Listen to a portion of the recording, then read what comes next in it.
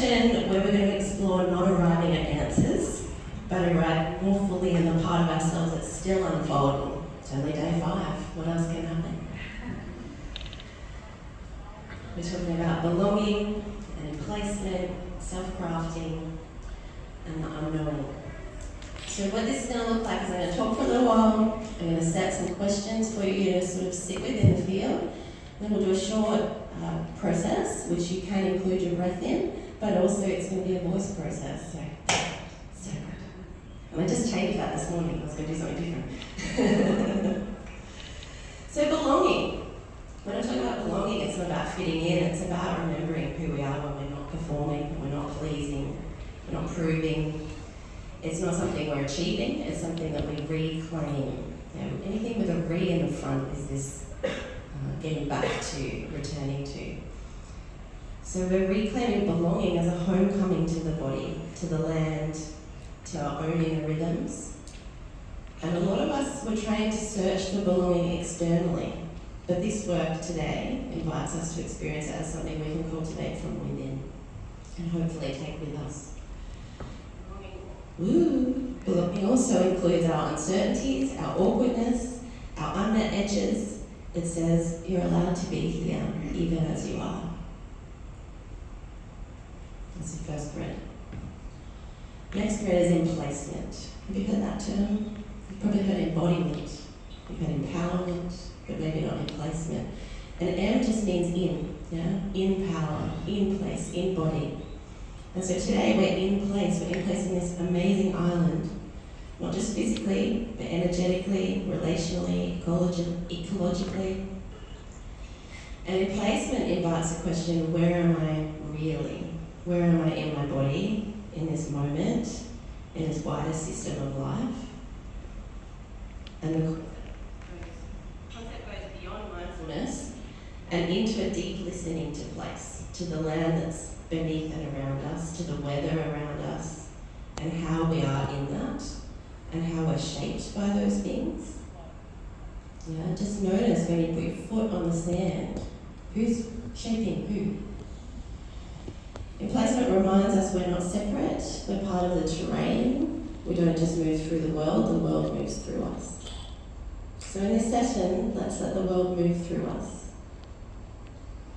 Third thread, self-crafting. Self-crafting is the idea that we're not finished products. We're not trying to master something. This is not self-mastery. It's self-crafting, an unfolding process that just gets better and better the older you get, right? An active participant in shaping our own life, an artisan of a reality that's just yours. And it honours both agency and mystery. So we choose and we shape and we respond and we allow ourselves to be shaped again by everything around us and from within. And in this lens, growth doesn't mean fixing what's broken, it means becoming more of what's true. So we ask ourselves, what am I weaving with the materials I've been given? What's the shape I'm becoming? How can I be in relationship with that? And in all these questions, no answers, okay? We're not looking for the answer. Just let the questions be in the field. In the field of unknowing, the fourth thread.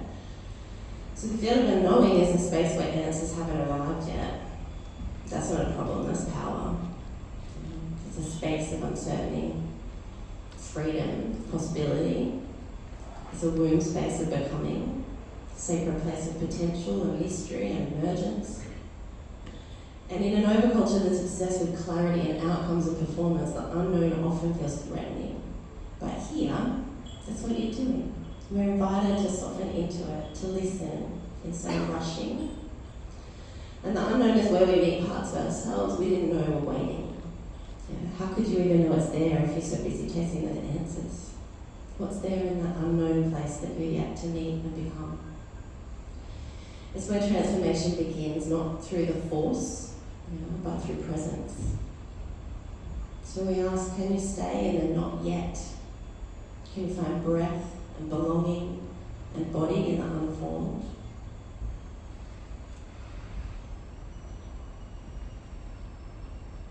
Now breathe. I can feel that, gee whiz. Let your breath just be here. You don't have to do anything special with it. It gets to just be in the room, be in your body, be out of your body. How does that impact the shaping, both within and without?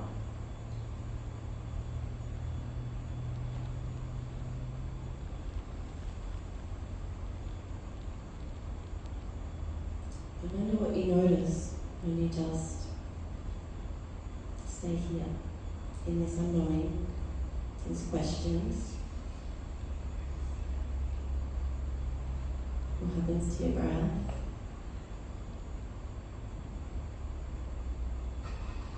What happens to your body? What happens to the place? What begins to craft for yourself? We're having a poetic and mystical conversation with ourselves and the world.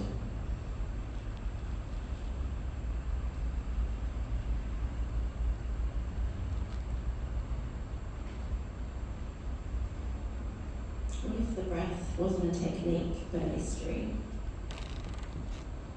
What if the breath is wild and relational? What if your breath could be truly and fully uncolonised, sacred, uncontrolled? What if your breath is deeper than a pranayama, tougher than a technique, and gentler than any method, any protocol? What if your breath is the one and only thing that can invite you to unlearn everything you knew before?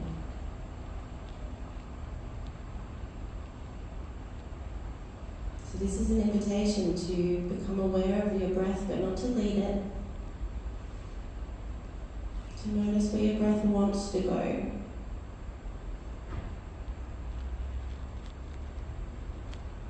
And what parts of you resist being breathed.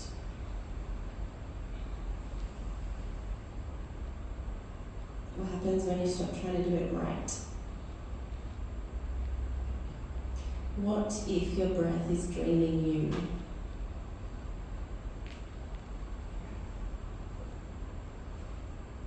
What if the wind in your lungs remembers your grandmothers and her grandmothers and their grandmothers?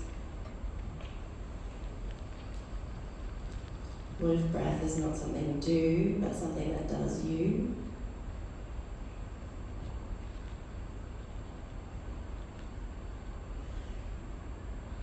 What if the inhale is not taking air, but receiving a blessing?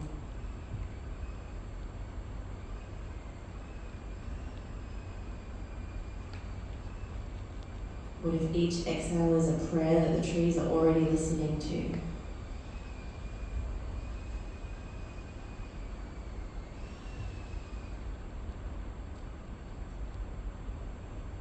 What if the breath is the ancestor that never left your side?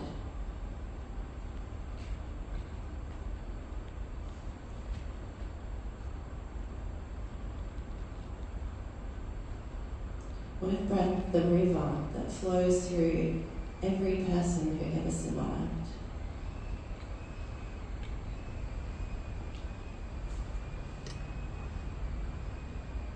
What if the air inside you once passed through the lungs of someone who you loved without language?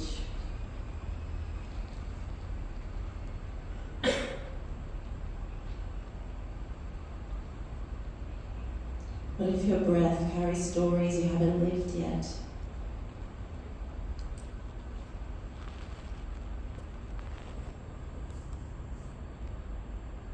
What if your body remembers how to belong just through the breath?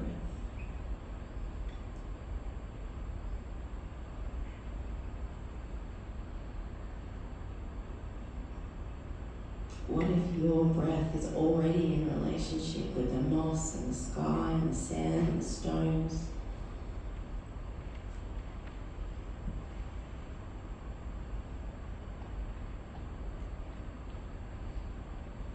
What if breath is the bridge between the seen and the unseen? What if the next breath knows more than you do?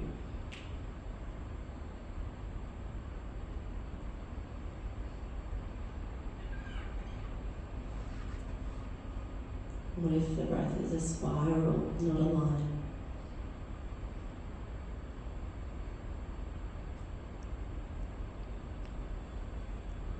And what if every breath is a tiny birth?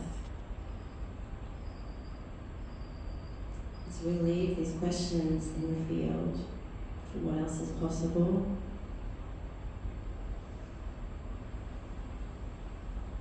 you don't have to have answers. You might find answers. That's not actually what we're seeking or searching for.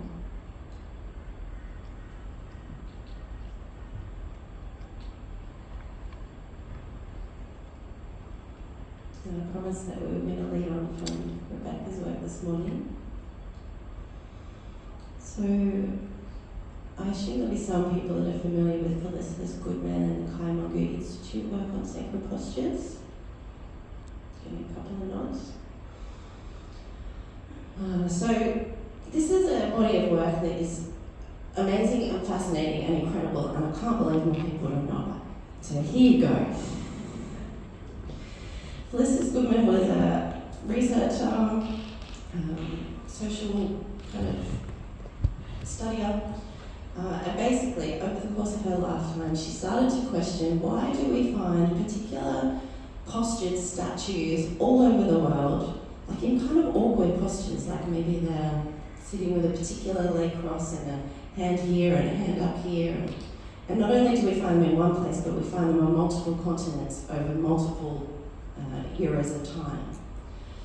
So what they started to do was, her and her research group, was to see what happens if we sit in that posture. And then what happens if we sit in that posture and we listen to a certain framework of music that probably every culture has used since the beginning of time. So there's a particular beats per minute. And then they started to explore, well, is it if we sit in it for an hour? Is it for 5 minutes? What's the right timing? And what they came to was, if you sit in these particular postures for 15 minutes exactly, to, I can't remember the beats per minute, but to the very particular beats per minute of just simple percussion, you will go on a journey. Because those postures are messages, those statues are messages from our ancestors saying, this is how you reach trance, this is how you go into the unknown. And am I allowed to swear here? It comes out, I just can't help it. It's so fucking powerful to imagine that over more than 5,000 years, people have been sitting in these postures, or standing, to enter a zone that's outside of our everyday reality. So that's what we're going to do next. Is that fun? Yes. And like I said this morning, I changed the posture to the singing shaman. Just because it's a standing posture and it's quite simple to do. Some of the postures that they've discovered. So this was Felicitas Goodman's work. She's passed. She handed her work to Belinda Goodman, and then Belinda handed it to the Keynote Institute, which was always kind of a part of it. So I'm happy to put those links in later for people that want to check that out. It is one of the most safe practices we can do, because like all you're doing is just sitting in posture and listening to music. And so if you want to come out, you can. It's not like a deep 3-hour breath work. It's not like an LSD trip, right? We don't want to be in there anymore, we come out. I've been doing this work now for, many years, but very intensely over the last 2 years with a group of women, where we each month sit in a posture and then we get together and have a chat about it. And here's the most incredible thing that I forgot to mention that they found out. When we all sit in the same posture, we have a similar experience. So we know it's a message from our ancestors. It's not, oh yeah, we're all just having a nice flighty time. There are themes or there are senses that happen across the group. Like, is it amazing? Amazing. And that's what we've been finding in our study group. We've tried some really difficult postures, and arms up in the air and legs in me. That's too hard. I picked something very simple and kind for you today, thinking that you've been here for 5 days and your body's probably a little bit tired and all the dancing last night. So this will be nice and simple. I think before I go forward and explain more, I just want to check in, is there any questions or concerns about it at this point? No, we're all excited? Oh, yeah. Sorry, what was the name of this? We're going to to do the singing shaman posture. Okay, so what was the practice for? But you could probably just look up ecstatic postures, Oh, cool. and that's how you find it. Have you put the link in? Yeah, I'll put some links into the WhatsApp. So I did put a link in just before we've started for anyone that's got their phone, and you can see the statues that we're taking this posture from. So if you feel like you need to have a look at that, feel free.